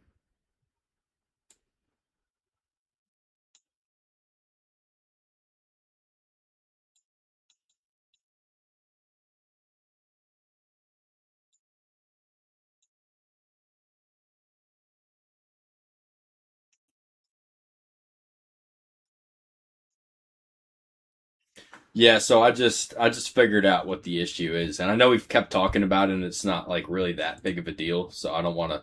Oh, the film's not even up. My bad. Um, he can push off of this right foot a lot faster. I'm telling you, factually, I think he can. That's my thing. So just watch like when the ball snapped. Just watch his right foot, like how long it takes. He's not even pushing off of it until like a bit later. Just watch his foot. Gotta push off it right now. He's just starting to push off of it now. I don't think any human moves that slow as fast as he gets out of there. If they were trying to get out of there faster.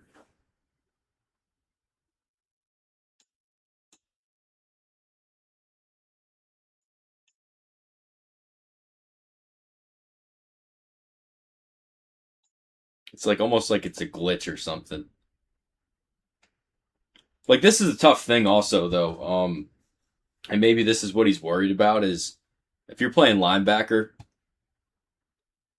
and you see a guard that's worried about getting this way, you can tell right here if the pressure's on this right foot or not. And that makes him an easier read to tell when he's pulling this way. Um, it's almost like he's concerned about giving that away. I don't know. It's keep talking about the same thing, but that's kind of how I'm justifying why he looks so not explosive, but why he jumped 32.5-inch vertical. That's kind of my explanation. So I do think that he'll get better at that in the NFL.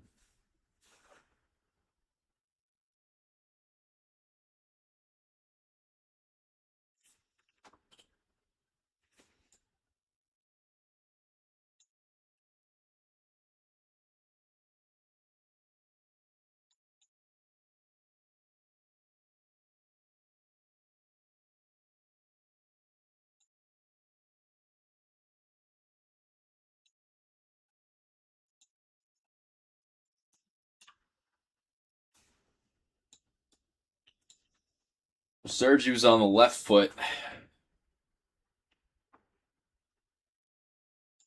A lot of the issues been with the right foot, so I don't know.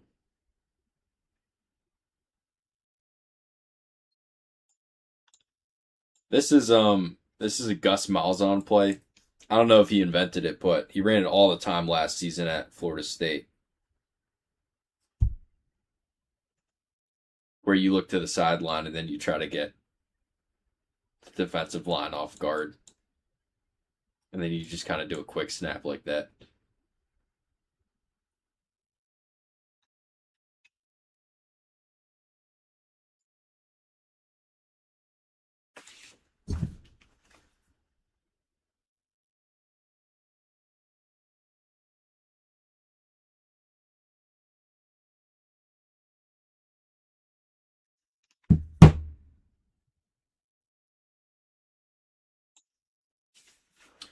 All right, Keelan Rutledge, let's start seeing you kick some friggin' ass.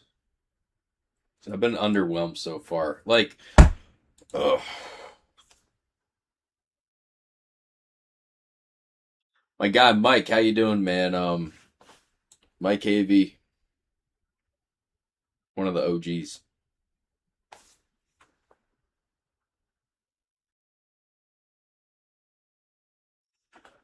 I don't know about any trades tonight, man. That's a good question. We're gonna be on live tonight, actually. If you want to come on, I don't know if you're gonna be watching live, but we'll be doing a live show on here. I don't know. They keep talking about that third pick getting traded. The Cardinals trading out of the third overall pick, and they keep talking about the Cowboys.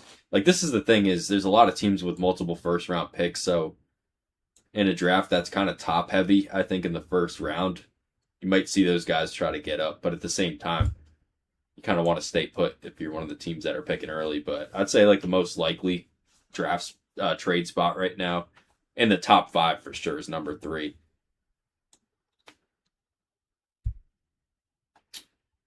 I don't really watch a lot of draft channels. I told somebody yesterday, this guy Coach Mac on Twitter, he's some old ass football coach that's like been making football videos on YouTube since YouTube was invented. But that's the best guy. It's at Coach Mac on Twitter. Mike, who we thinking the Jags are taking? Or they don't even have their first round pick. I totally forgot.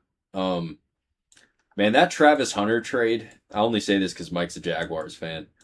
So I know I can tell him how it is. Or I thought it was crazy when it happened. Like, it never made any sense that that dude was going to play both receiver and running back in the NFL. Not because of him, just because it's fucking difficult to play one position in the NFL. Like, you're really going to ask him to do two? It was just so stupid from the beginning.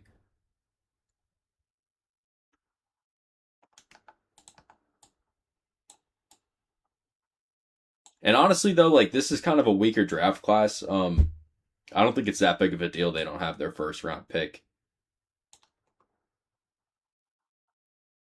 I say weaker meaning like the first round's a bit weaker. I think it's actually all right overall. Like, the defensive talent in the first round's pretty good.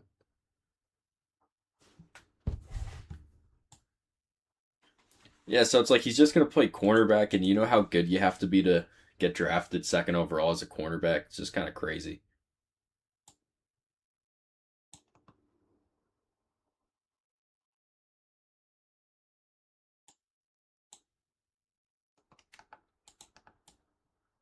It was never Travis Hunter's fault. It's just like, to be completely honest, I thought it was kind of stupid that he even did it at Colorado. Like, it worked out for him in Colorado, obviously, but he missed some time in college too. Dude, this fucking guy, he's got a lot of issues with his right foot. This was the first time I really saw him like whiff on a block. Where was it? This one?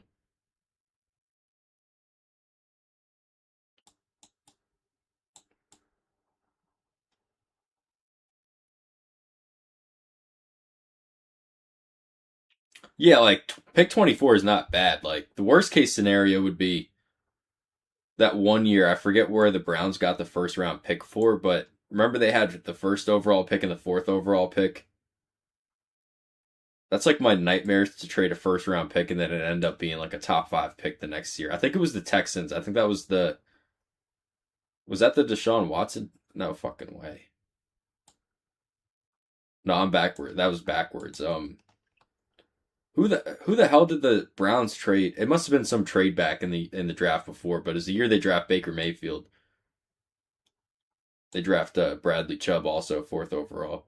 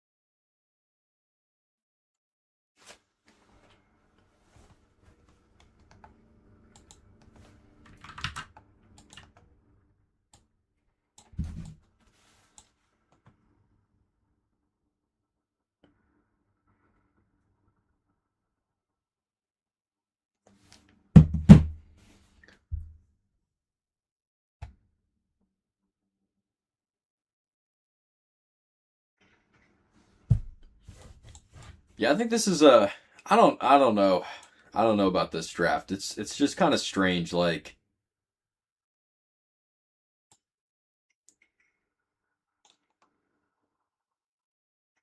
I think there's some position groups that are really strong, like the linebacker class is nuts. But then there's other ones that just are kind of underwhelming, to be honest. Like there's going to be one or two quarterbacks drafted in the first round. Um, I think the running back class is like not good.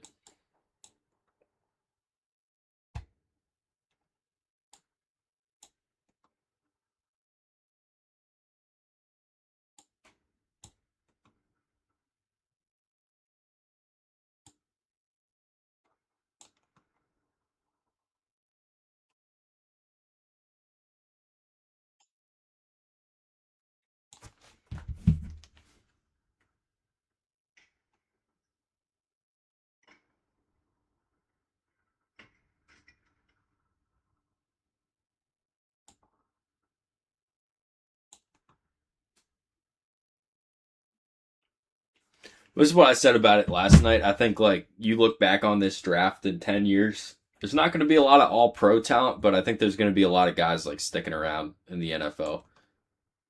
Like that's kind of how I view it. So I guess that means like the day 3 talent's pretty good, I guess. I don't know. But the linebacker class is definitely loaded.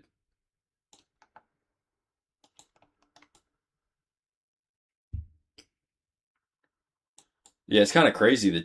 Both the Jets and the Giants have 2 first round picks.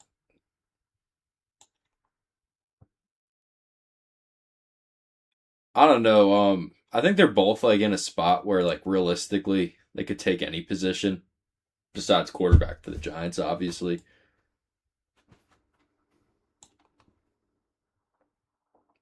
I guess quarterback for the Jets also. I don't know though.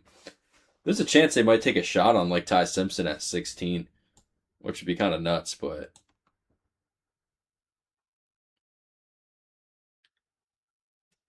I think I'd rather be in the Giants position and have pick 5 and 10 rather than the Jets and have 2 and 16.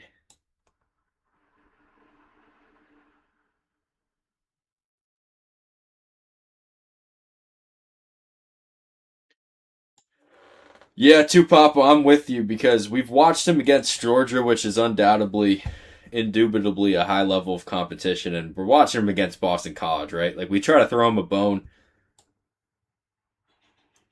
I try to get some good clips on his highlight tape.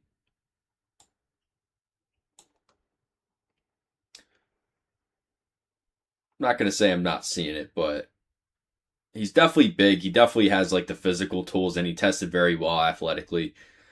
I bet you if he goes in the first round or early second round, it's going to be because these NFL teams are telling themselves that what he was on his 2025 film wasn't what he is now. Like, yeah, this is awesome. It's finally like the first like real highlight that we have, and it's against a much smaller guy at Boston College. So you talked about the injury. I think if you see him go round one or early round two or round two, it's because these NFL teams are telling themselves that he was injured in 2025. He's not the same player that he is now. He proved that at the combine with the vertical and stuff. And I think that's reasonable, but sometimes people get drafted not because of what they put on film, and at least from what we're seeing right now, I'm kind of with you on that. Yeah, anyways, I mean the Giants could be walking out with Sonny Styles and Jordan Tyson or Caleb Downs. Like that's a friggin' awesome spot, man. I think people are kind of going too far with the Jordan Tyson injury stuff.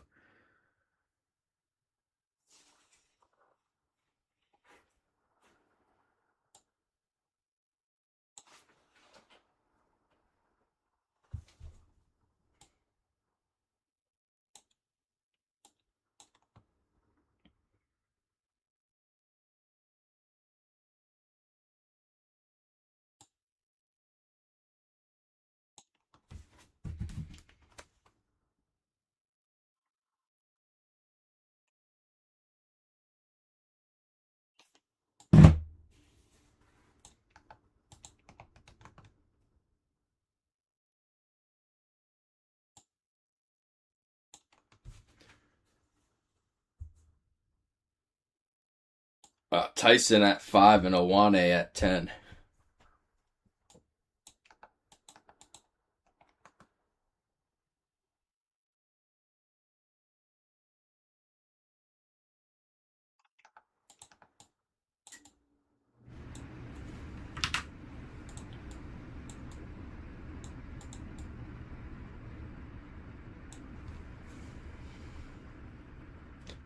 Yeah, I have a feeling Tyson's. I don't know the way people talk about Tyson. It's kind of hard to get a read on the room.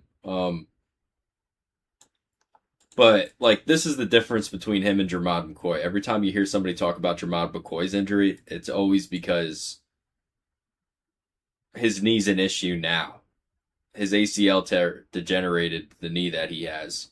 When you hear them talk about Jordan Tyson, it's just because of how much he got hurt in college, which I believe is bad injury luck. Like he had a chest injury, which is not connected to a hamstring injury. They're completely unrelated. When he tore his ACL against at Colorado, it was because he took a bad hit from behind. It wasn't because he was injury prone. Now, if that same Colorado knee injury is a serious issue and you think his knee's fucked up, like long term, that's a real reason to pass on him. That's what's going to happen to Jermod McCoy. My opinion shouldn't happen to Jordan Tyson. I don't know if it will. I don't know.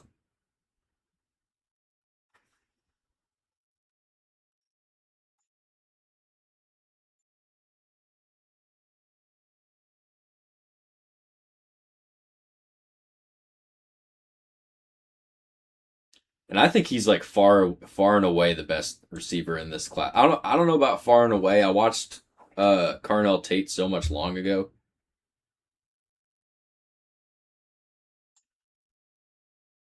And Makai Lemon also. Like I kind of watched him too early, and then Jordan Tyson's a guy that I watched more recently.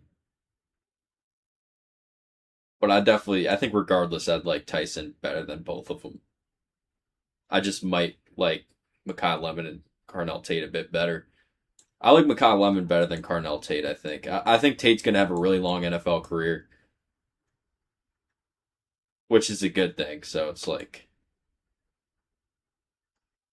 but Jordan Tyson's like the guy that, if I had to bet one guy on the offensive side of the ball became a superstar in this draft, I would put my money on Jordan Tyson over Jeremiah Love.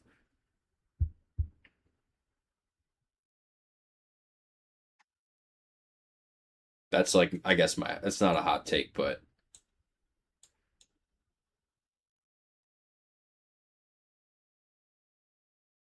I don't even know where Jamad McCoy's getting mocked right now.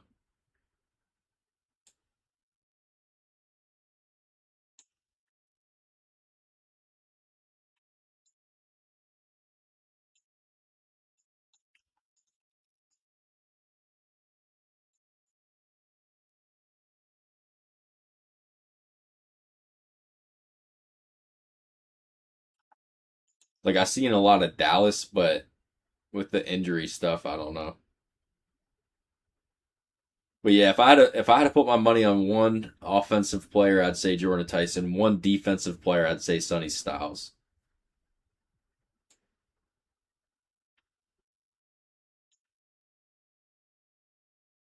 And I've seen the Giants get mocked at 5-10, so that'd be pretty crazy. Yeah, that was Keelan Rutledge. Not blown away. He's playing right tackle. We'll just kind of go through the clips. Right guard.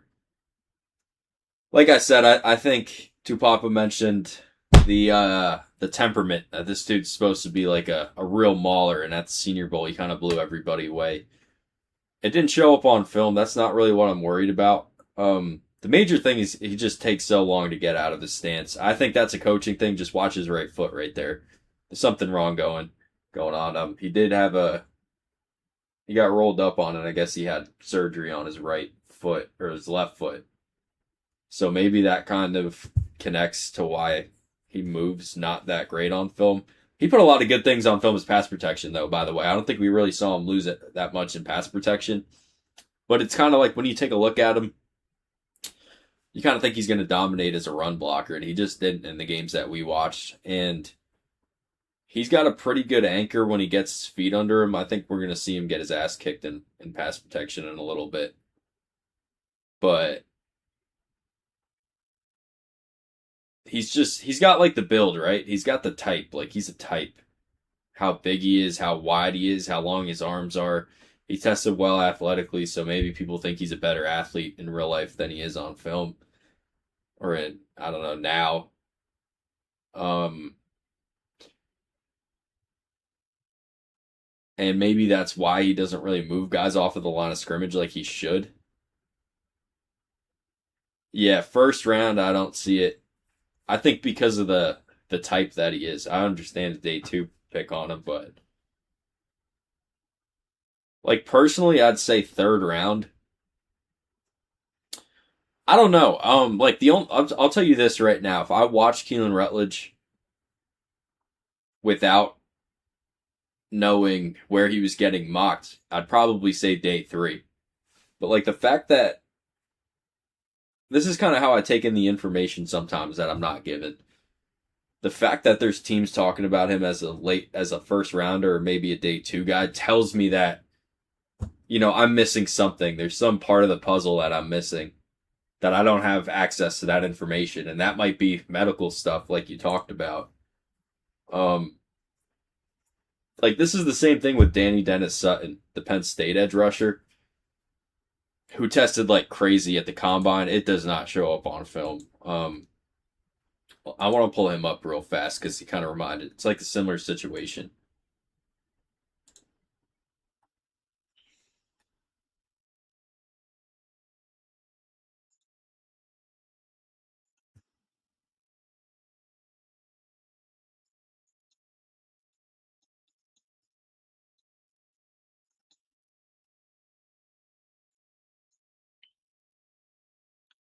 And let me read you out some key stats for Danny Dennis Sutton, the Penn State edge rusher. So, oh, oh. So Danny Dennis Sutton is a 6'6", 260-pound edge rusher, 33.5-inch arms, blah, blah, blah. I ran a 4.63. That's not what's crazy. I guess it's kind of crazy. Crazy numbers, 39.5-inch vertical, 131-inch broad. And the reason it's really crazy, I do not think that shows up on film at all. So we'll take a look at him real quick, because it's kind of a similar thing, I think, with Rutledge. It's like, how much do you trust the film? How much do you believe in the combine numbers? Like, you tell me if you think this is a guy with a 39.5-inch vertical when you see him get off the snap. If you do, feel free to disagree with me. I just didn't see it.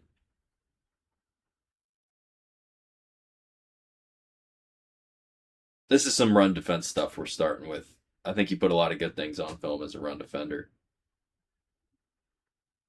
He's going to add more weight, I think. Like, if I would have watched Danny Dennis Sutton before the combine happened, I would have loved this guy to just keep adding weight and just be like an edge setter. Guy that takes up space as a defensive end, like him in a 3-man front.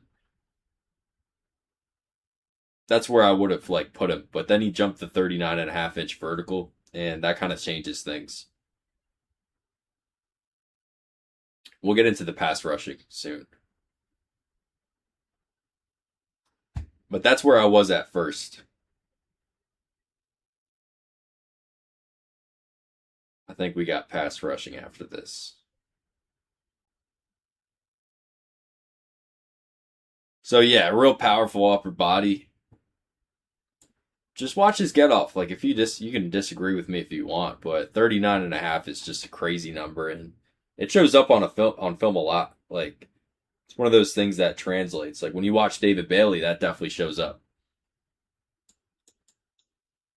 Snap timing, not an issue. That's not the problem.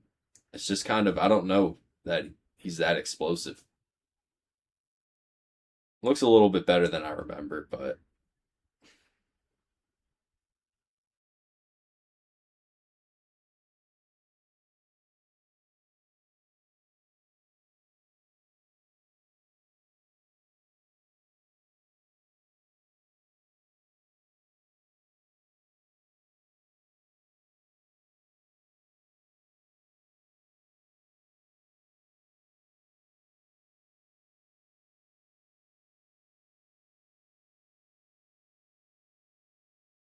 I think I said second or third round with Sutton. It's kind of the same deal with Rutledge. Like, they just have great measurables. Sutton has pretty good film. So that's why I felt good about second, third round. With Rutledge, without having the knowledge, I'm telling you, I think some people are bullish that he actually was injured, or they think he was injured last season. So they're bullish that he's actually healthy now. I think if you see him go early, that's kind of my thought on Rutledge. But on the film that I watched, I'd say third, fourth round. That's without factoring in that there's other players in this class. That's just my blanket grade, I guess.